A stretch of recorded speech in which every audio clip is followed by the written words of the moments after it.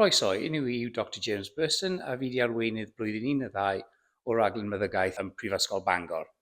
A fi'n mynd i siarad gyda chi heddi tipyn bach am rhesymau ni'n meddwl astudiaeth Meddygaeth yn Bangor yn wych. So beth ni'n meddwl sy'n dda am y raglen yw cyfystyriau fel bwrdd anatomage, fel digital anatomy, y pethau lyfu a headset, i ddangos i'r myfyrwyr senario sydd yn gwahanol neu yn newydd.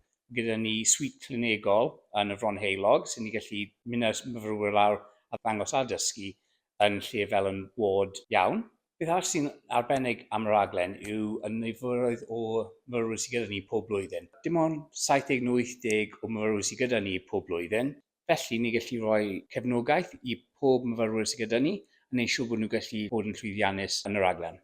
Hefyd, ein lleoliad. Yn hanner awr ti'n gallu bod yn y mynyddoedd, yn hanner awr ti'n gallu bod yn y môr. A mae hwnna gallu rhoi cyfeilwydd i ni i wneud pethau fel meddygaeth gwledig. Yn blwyddyn 2, mae myfyrwyr ni yn mynd i wneud rural health simulation, lle ni'n mynd gyda actorion a'r gig a wneud simulation gyda'r myfyrwyr. So na'r reswm ni'n meddwl bod astudio meddygaeth yn Bangor yn gwych.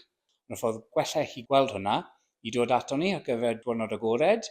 So cyfrestrwch nawr, a bydd yn falch i gweld chi ar y dydd.